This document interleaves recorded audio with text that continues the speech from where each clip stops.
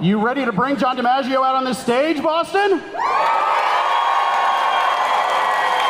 All right, without further ado, ladies and gentlemen, the one, the only Mr. John DiMaggio!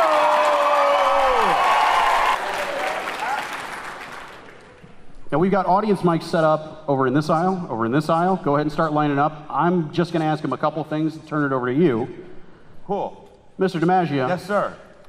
One of the parts of the voice acting world that I think the audience doesn't get as much insight into that we got to see a really great look at in your documentary, I Know That Voice, is the role of voice directors. Voice directors you've worked with like Andrea Romano. Yeah. You know, what is it that a voice director does for you in the booth? I mean, a director, voice director, a director just, you know, he or she is that person that will coax something out of you, that will trigger something to make you go, oh yeah, I didn't think of that. Okay, yeah, let's try that way.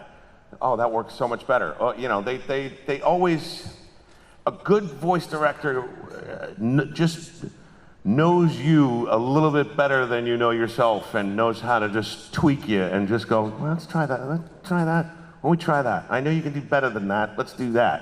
You know, and directors that are familiar with the process of trying to, you know, create a little magic, you're actors, directors. Those are the people that, you know, you want to try and please too, you know, when you're doing your work, when you're, you know, because we're every actor's just looking for approval.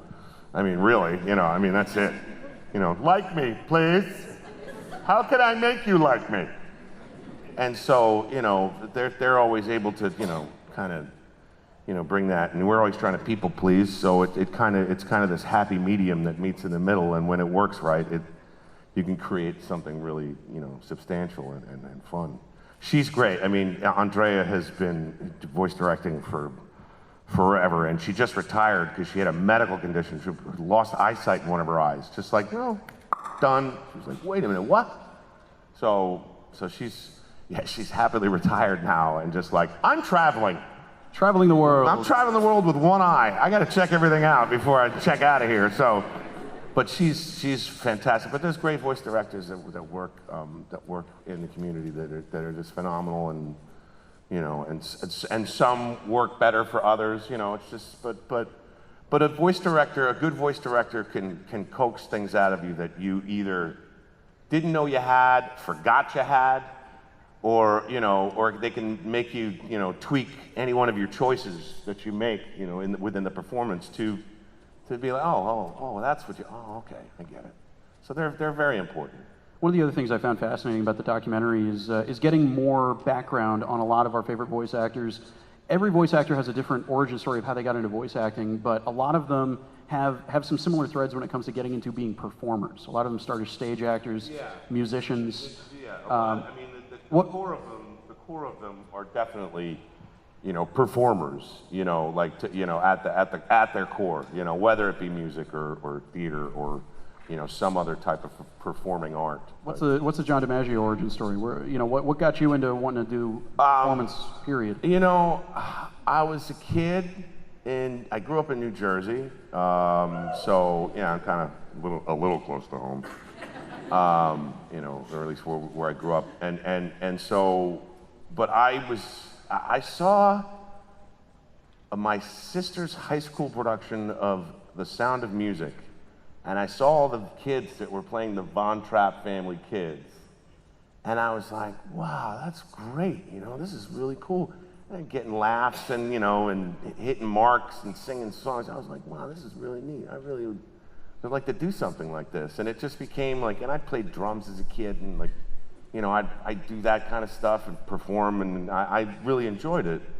But then, like, you know, acting, it was just like all of a sudden I had this opportunity to start taking classes. My mom saw it in me and she nurtured it. And, you know, I belonged to a children's theater group. Then when I went to I went to a particular high school that had a great theater department. And then I went to Rutgers at Mason Gross School of the Arts, the theater program there. I didn't make it through, but I'm the only working actor from the class that's actually working, so it doesn't really matter. So it's just like, you got a BFA and a law degree. Oh, you know, people are just like, this sucks. I'm out of here. You know, just yeah. You know, it's funny. You know, it's a hard life. It's no joke. A lot of people are just like, you know, well, how do you do it? How do you make it? It's just like, listen, if you can stand being told no 1,000 times to your face before you even get a slight yes, then maybe you could maybe think of you know, a career in the arts, because that's really it. Like, you're fighting no's all the time, and you have to figure out for yourself how to make that not personal. And it's next to impossible. Like, you just have to kind of just become numb to it. Be like, okay, well, it's just the next thing. And then once you figure out that it's a numbers game, and you really have to work on what you're doing so that when you bring it to somebody, it's good, then, you know, then you got something to work with. But if you're in it to be like, you know, a star, or like people like, I want to be a voice actor. Well, are you an actor? Well, you know, it's like, no. You got to be an actor first. That's the first thing. You have to be an actor first, because anybody, you know, people think that you just get in front of a microphone and just start making funny voices, and that's gonna work. No. You got a long way. Like you have to. Once you make a choice with a voice, you have to stick with that, and you have to make it last for 4 hours at a time. If you can't do it like for 4 hours at a time, you ain't gonna make it. You ain't gonna last. Case in point, like I did, in Adventure Time. One of the little roles I had in the show besides Jake was Banana Guard #1, right? Princess Bubblegum. You know, this guy, he's a Banana Guard. You know, that's doing it. And it's a silly voice, and it's my impression of Pendleton Ward, really, is what it is. Okay, well, yeah, sure, okay, you know. So I would do that voice, and it was funny, and, you know, and the most lines Banana Guard would ever have were like, you know, five lines, maybe 10, and if it was 10, like 5 of those lines were one-word sentences, you know, and I was like, hey.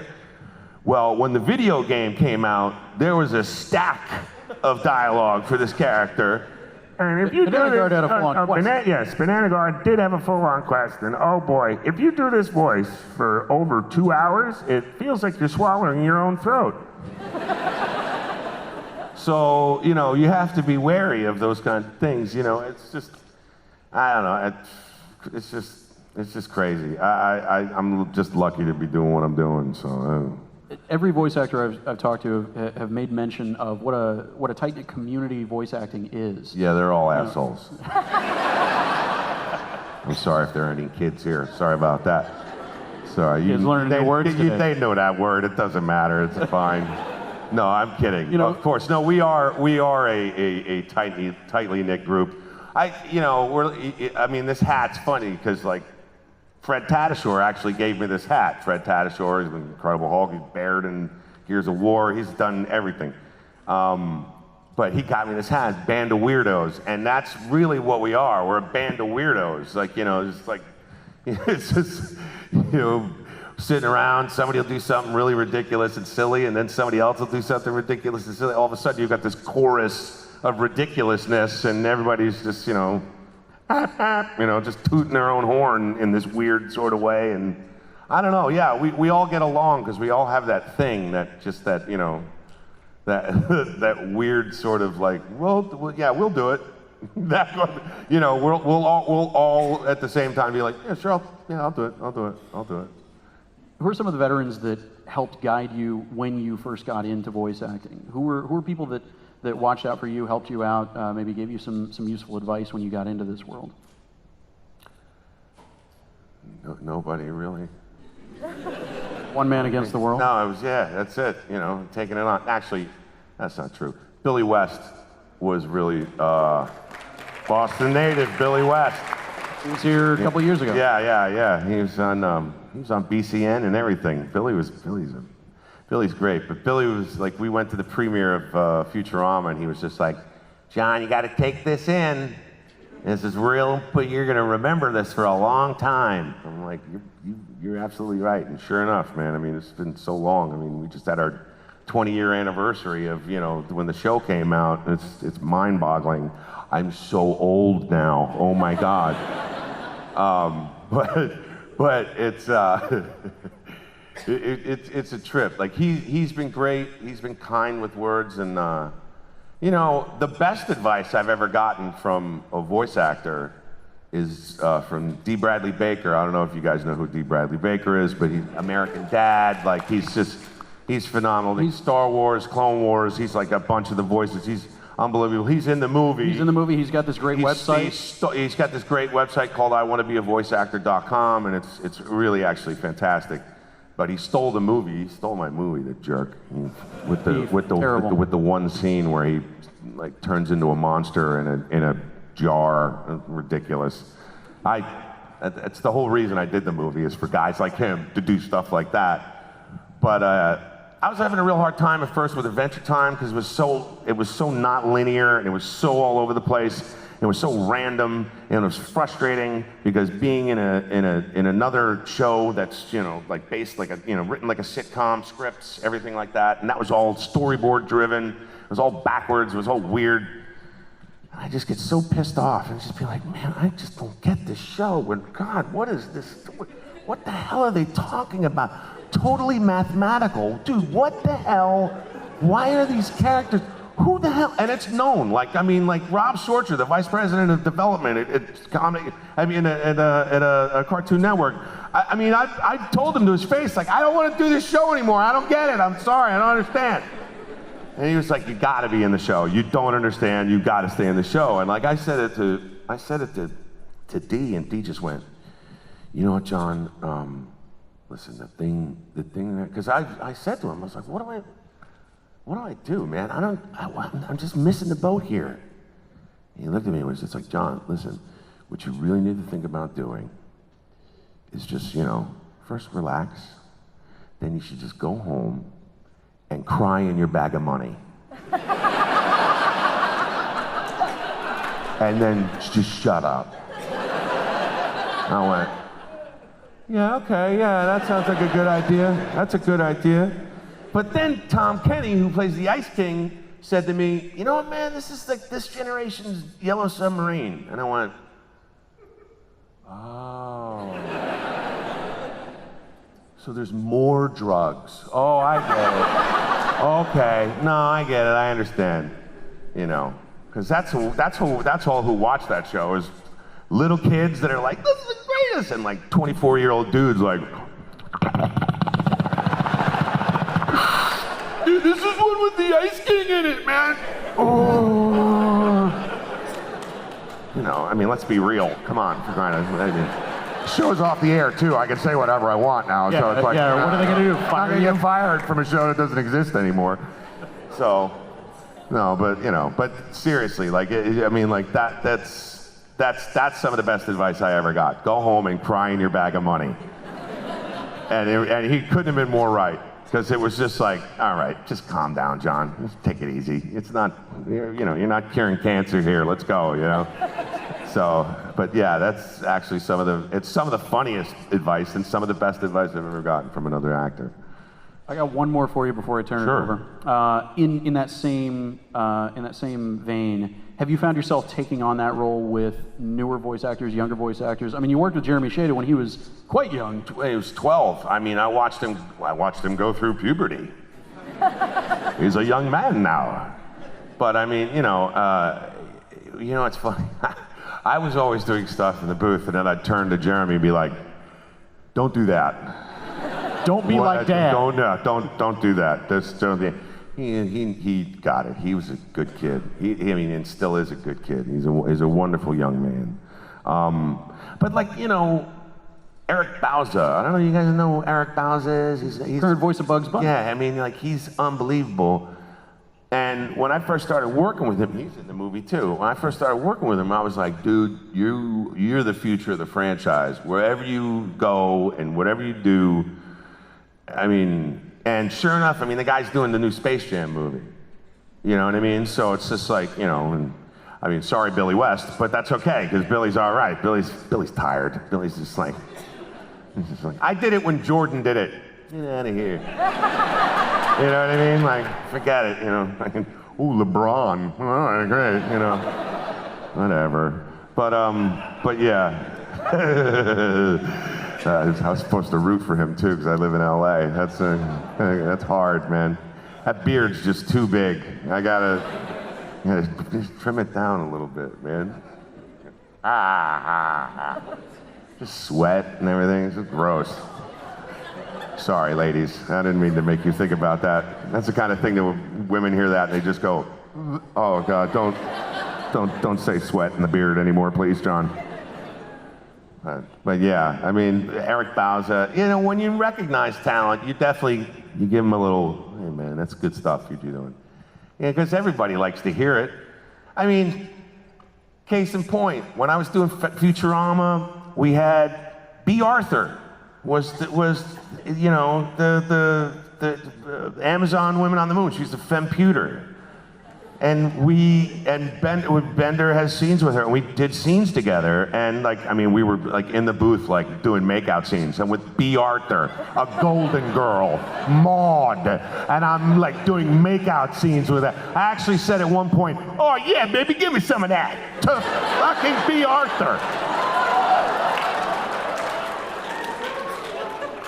But the first scene we did, like I was there, they were like, "John B's coming in, do you want to record with her?" Because I'd already recorded my stuff. I was like, "Hell yeah, dude, are you kidding? Legend."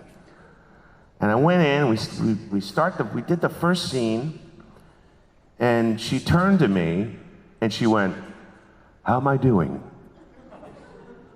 And I went, "Oh, Miss Arthur, you're doing absolutely unbelievable." And that goes back to one of the first things I said is like, we're all looking for approval, you know, dig me, like, you know, please like me, you know. And here's this woman, a legend, asking me, how am I doing? And I'm like, are you kidding? Like, so yeah, everybody always wants to, it's always nice to be like, you're doing a great job. Or, you know, just to make somebody feel good about it, especially when they are doing it. And, you know, it's a common thread. Actors are totally insecure. That's the bottom line right there. That we're always looking for just like, hi. Well, John, you're doing a great job. Thank you so much, dude. I was so scared. Oh my God. I think the crowd completely loves you. I think so. Oh my God, thank you. Oh my God. Oh my God. I think you've totally won him over. Okay. Let's see what Loki has for us. So I love Dr. Draken. Oh. And I just felt he was very relatable and just I always wanted him to win. So I wanted to know whether you ever wanted him to win and what he could have possibly done better to crush Kim Possible, Ron Stoppable, and that horrible little naked mole rat. John, I feel like she's been waiting to ask that question for a long time. Long time. You know, it was always fun to lose with him. That's really funny that you bring that up, because the joy in that part is watching him lose over and over and over again. And then when he does win, he's actually a good guy doing like the best for the world, and he's also become a flower. And so, like, I don't know. I always had fun doing that show. That was a real treat. The guys that did that show, Mark McCorkle and Bob Schooley, they also did Penguins of Madagascar on Nickelodeon with us, and now they're doing Big Hero 6. Like they do the television versions of these shows, but they're absolutely fantastic. And those guys they were just wonderful. And I mean, the Lather, Rinse, and Obey rap, that thing was nuts. That thing was crazy. You got the Kim Possible, Record Shigo right there. But it was, I don't know, I always liked losing with him because that was the most fun. If he wins, then the show's over. It's a wrap, it's done. Like Kim Possible's done, it's all finished. The Shigo would probably just immediately kick his ass and take over and just be like, it'd be done with it, and that'd be done. But I don't know. I always enjoyed just the opposite of what you were saying. Sorry. I guess I just really felt bad for him that he wanted it so badly, never got it, or when he kind of got it, then yeah, he just. But, you know, he's such a putz anyway. It doesn't really matter. He's such a ding-dong. I don't know.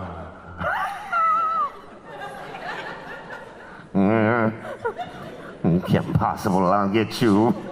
The last thing I do, Shigo, come in. Where did Shigo go? Shigo? Yeah, it's a fun gig. Well, thank you.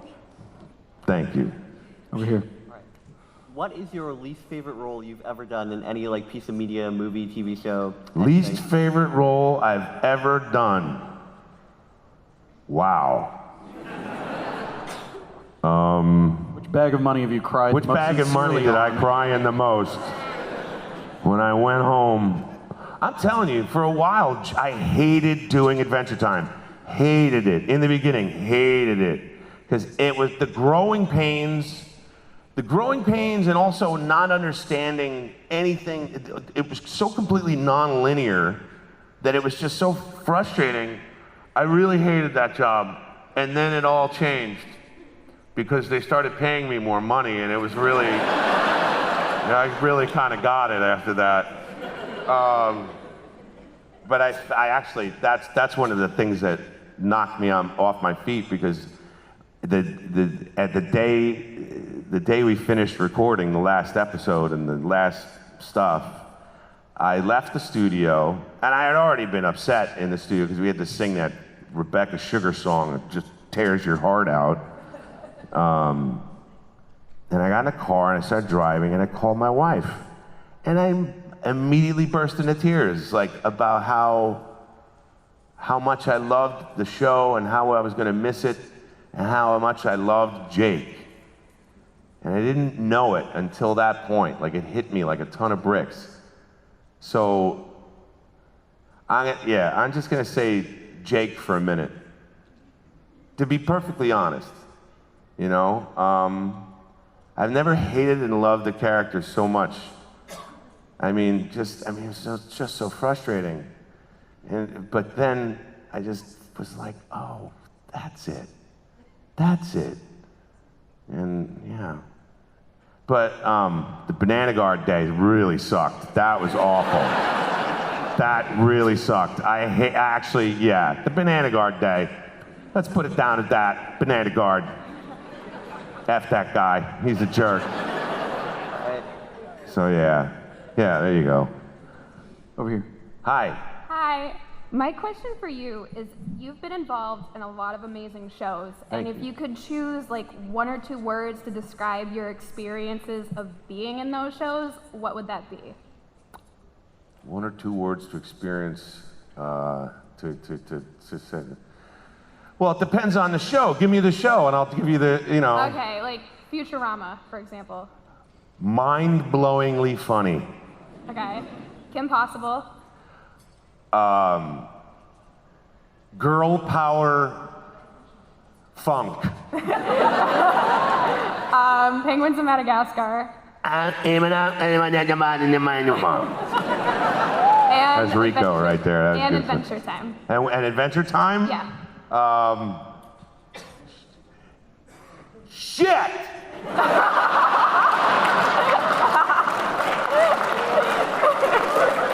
Thank you. That was a multi-layered shit too. That was like, There were real layers to that shit. There was many layers. There was a lot of love. There was a lot of confusion. There was a lot of celebration and disappointment all at the same time. Sorry to the kids again. I really apologize. I'm really tired. You don't understand. I'm really tired. Yeah, when I get really tired, the jersey comes out. The 7 words you can't say on television. Just like. So, all right. Over here. Yes, Tia Beanie, cosplaying as my daughter. That's right. Hi, yeah. Dad. One check. Yeah, you got to take those teeth out. Yeah, It's really hard to talk with these. Yeah. So what I'm wondering is, what are for you some red flags for a show that you are working on? What are things that you're like, oh shit, this is about to go south? Red flags. Red flags usually start in the audition process. from the get-go. You know, it's and that's really it. If they're disorganized, or if they can't get their act together, if the audition times change, or the days change for the audition, or the scripts change in the audition rapidly, you know that if that show goes to production, they're going to have the exact same problems. And you know that's the thing. It's like the show. In order for a show to be good, it's got to be good from the rooter to the tutor, man. You can't be messing around. It's got to, from start to finish. It's got to be a well-oiled machine. It's one of the things like Futurama had such a leg up because they already had the template with The Simpsons. So we just, they just adapted everything that they would do as far as the production timeline was concerned into that. So it really starts from the very get-go, because if it's disorganized and if it's if there's confusion within the production, within the writing staff, the producers think it's one way, the writers think it's another, you're going to be stuck in the booth doing different takes for different things, for different ideas, for different parts of the script that aren't fleshed out. So yeah, that's the red flag. The red flags always start at the very beginning of a show. And have you ever had a production that you just were like, after auditions, you were like, screw it, I'm not doing it? Adventure Time.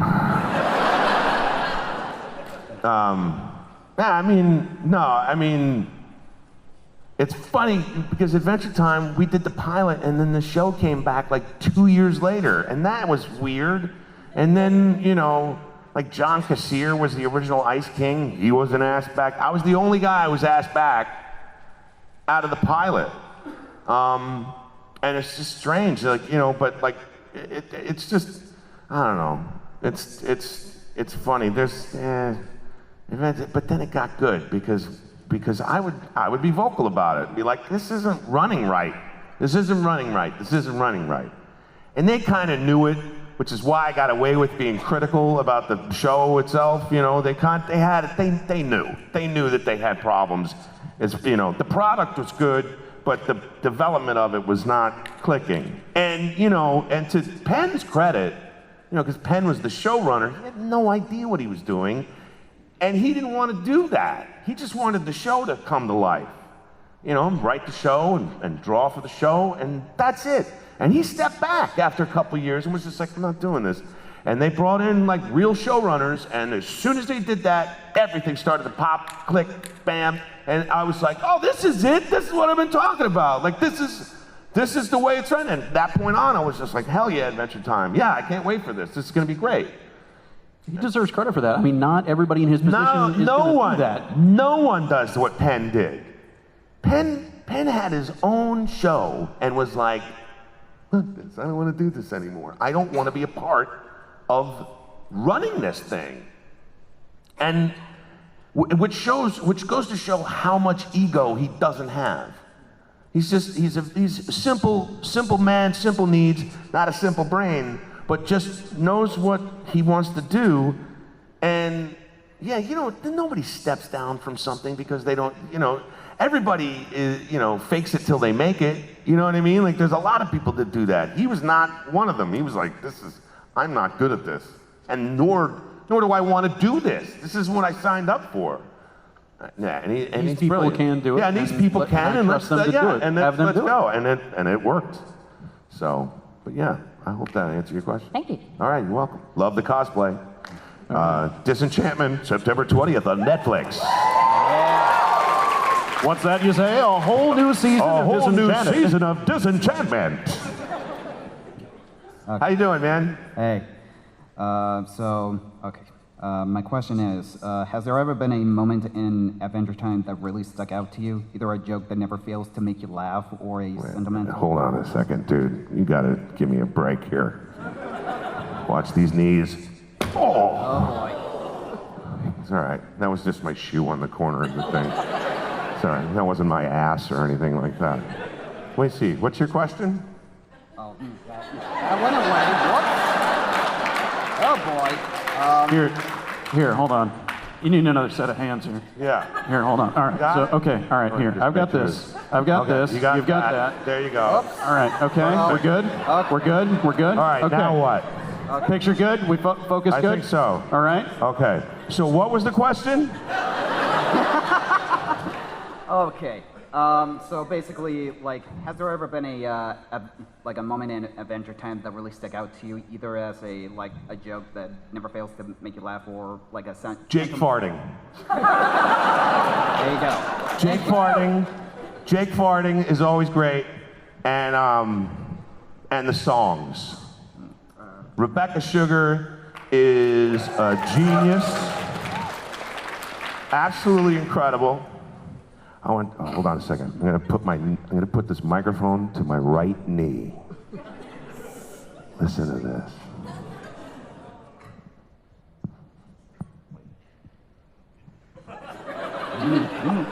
He's healed. It's a miracle, y'all. He can walk again. I can't believe it. Right here in Boston, Massachusetts. I can't believe it, Boston. The magic of New England Network. Usually it sounds like a handful of walnuts being cracked, but hold on, wait. Must be the lovely sea air. We'll get it. Oh, no, I can't. I heard it, but he gets too close. Yeah, no. Just women barfing in the aisles, just rah! Don't ever do that again. John DiMaggio's panel was nothing but body horror. Yes. 1 star. Sorry. Right over here. Hey kid, how you doing? Have you learned new words today? No? Good. Yeah, I like that kid. He's like, no, I haven't, asshole. Welcome to Boston. So in a lot of the shows you do, you have to voice a lot of characters. Yes. If you have really good talent. So what is it like having to voice a lot of characters in one show? Voicing a bunch of characters in one show is a lot of fun because it allows your schizophrenia to run free. It's always fun. It's always challenging. I mean, I used to watch Billy West do three pages of dialogue by himself. You know, because he'd go from, oh, good news, everyone.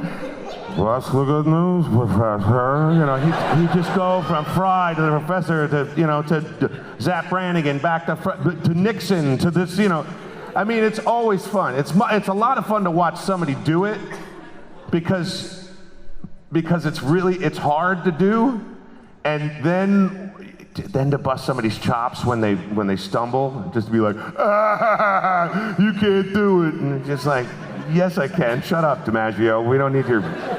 This isn't high school, man. But it's really a lot of fun. And if I've got to do a bunch of voices and they're all in a row, you just pace them. You pace it. You separate it. You give a lot of edit room, so that they can make sure that it works. And which is unusual because in acting, you want to jump on the impulse. You want to respond. You want to, listen, respond.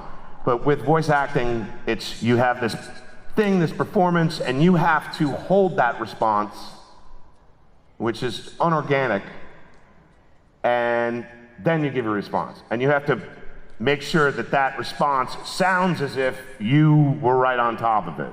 So there's a lot of stuff like that, but I love it. It's a lot of fun. It's a blast, especially when I'm doing Bender and Flexo, because that's a stretch. It's not a stretch. Thank you. No, that's a good question. There you go. All right. We've got about 10 minutes left, so we should be able to get to a lot of you, if not everybody. Okay, let's rapid fire. Enter the rapid fire zone. Go. So I wanted to let you know that your documentary was amazing and I loved it. Thank you. My question is, who do you think is the most underrated or underappreciated voice actor? Underrated, underappreciated. Frank Welker, who is here. And if you don't already have plans for 12:30 tomorrow afternoon, he and Peter Cullen are doing a Q&A downstairs. Oh my God. It's going to be amazing. But he's got an interesting statistic he is the highest grossing working actor right now. They say like, you know, Samuel L. Jackson has made that. No. Welker used to do like Elvis movies for Disney, like in the 60s. Like, beach blanket, whatever, or whatever, like, he was in them. And like Elvis would be like, hey Frank, man, do that thing with the ducks that you do, man. And, he'd be like, oh, I love this guy, it's real funny. And I mean, as we're talking about, he did like, in Mars Attacks, like he did all the Martians in Mars Attacks. He did the monkey in Aladdin. He did like, but like I think he's the only living actor, working actor that is responsible for like billions in box office sales. It's crazy. And he's one of the greatest guys, and he's Freddy on Scooby-Doo, and has been Freddy since 1968. Wow. And also does Scooby. So like, he is, and is also Nibbler on Futurama. So you can't mess with Frank. Frank is my man. Frank is a pilot. Like, he's badass. Frank is just, and he's so nice and cool, and just like, he shows up and it's just like, hey, Frank's here. Whop! Just like, all right. He's so talented and so old and so talented and just, God damn it, not even really that old. He is so brilliant. But yeah, Frank Welker, straight away. Thank you. You're welcome. Hi. Hi. I have to ask, what is your favorite or one of your favorite Bender moments? One of my favorite Bender moments is when they're walking up the side of the building, a la Batman 66, right? And they're walking by a window, and Bender goes, get a room, you two! And the people in the room go, we're in a room. And Bender goes, well, then lose some weight! Keeps walking. Fucking genius. Oh, I love him.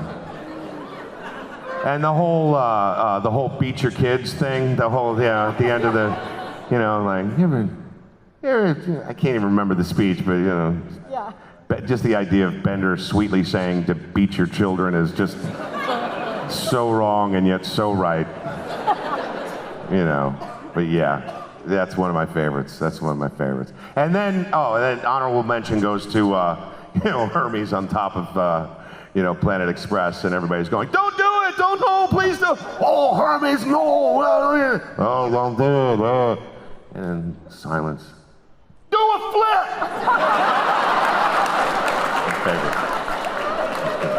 That's it. Thank you. You're welcome. Jake the dog likes pancakes. Do you like pancakes? Yes, I like pancakes. I enjoy a good pancake every once in a while. Sorry for calling Jake the dog Jake the log. Do you want me to sing the bacon pancake song? Is that what you're trying to do? You can dance, monkey dance, man. That's all you. Can you just do the voice, please? All right, ready? Here we go. I gotta hit this last note though. That's a Making pancakes, making bacon pancakes. I take some bacon and I put it in a pancake. Bacon pancakes, that's what it's gonna make. Bacon pancake. Thank you, I love you. I love you too, man. I love you too, brother. Hello. Hi. For one thing, I think you're amazing. Oh, thanks. And also, do you think that Bender is in any way, shape, or form a relatable character? Like truly relatable? Do you think that people can have like a heart-to-heart with Bender? I think that Bender's completely relatable to every alcoholic in the United States and beyond. All right. I think Bender, I think Bender's totally relatable. Bender says all the things that we want. Bender says all the things we want to say but don't. He's like the anti-Trump, you know what I mean? Like, he says some shit that's awful, that's just stupid. Bender says things that you're like, yeah, that's awful, but hell yeah. That's the thing that's relatable about him, is that he's able to do that kind of thing. So yeah, I think he's definitely relatable. I also have the beat your children quote memorized. Oh, you do? I do. I can't do your precise magical voice, but I can do it. Well, just feed it to me. Have you ever tried turning off the TV? Have you ever tried turning off the TV? And sitting down with your kids? And sitting down with your kids. And hitting them? Hitting them. Thank you. You're looking out. I see you. Thank you. We've got time for this one more, and then we got to wrap up. Oh, really? Oh, sweet. All right. Last one? All right, my question's stupid, so it's okay. Have to ask Scoop Dunbarton if you remember that character. Who? You don't remember Scoop? It was F is for Family. It was a character that... F is for Family, Scoop Dunbar. Oh, yeah, the guy who got hit in the head with the... Who got kicked in the head by the horse? Something like, yeah, and he's... Yeah, like, the former professional baseball player got kicked in the head with the horse. Yep. The most racist guy on the planet that wanted to resegregate baseball. That character? Yeah. What was it like channeling that character out?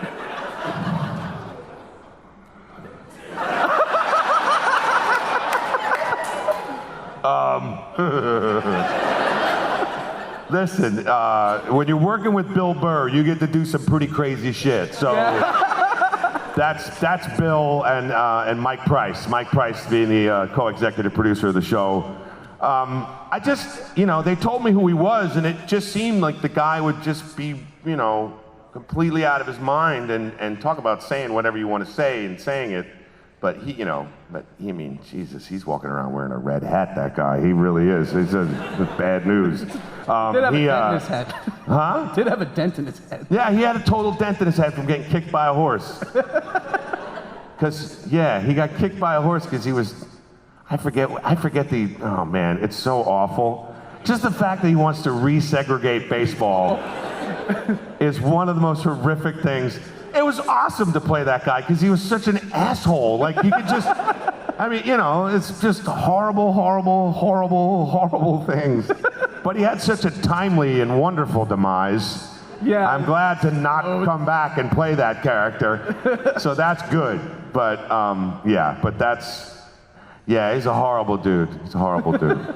Horrible dude. Oh, we gotta have one more question. Come on. Thanks. Go ahead. Thank you, sorry. Really big fans, this is kind of amazing. I sort of have a two-parter, but I'll cut it down to one. Okay. I don't want to be selfish. So is there anything that you guys feel that we as a fandom can do to help contribute to bringing Futurama back?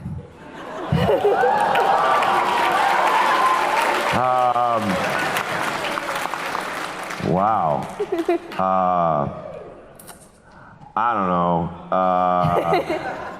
Nope. I would, all right, first of all, I am never going to say that Futurama is never coming back. Woo! I'm not going to do it because it's come back to life so many times when I was just like, that's never, and all of a sudden you get a phone call just like, hey, we're going to do it again. Like we're going to do a podcast, or we're going to do a video game, or we're going to do whatever. Anything can happen, and now that Disney's bought Fox or whatever, or somebody bought something, I don't know who the hell is buying what there and all that stuff, but I'll never say it won't come back. The only thing you can do is buy stuff and hashtag things and get things trending on social media. Go out and vote Trump out of office. And then we'll get to the Futurama stuff after that. That's the first thing. Yeah, is it unreasonable for me in Massachusetts to say maybe vote for Elizabeth Warren in the primary? That's not bad. I like that. I like her a lot. Yeah, she's so pissed off. It's great. She's so mad. Oh yeah, that's awesome. But yeah, just keep hope alive and talk about it. Put things on, and start rumors. Start rumors. Start as many rumors as you want.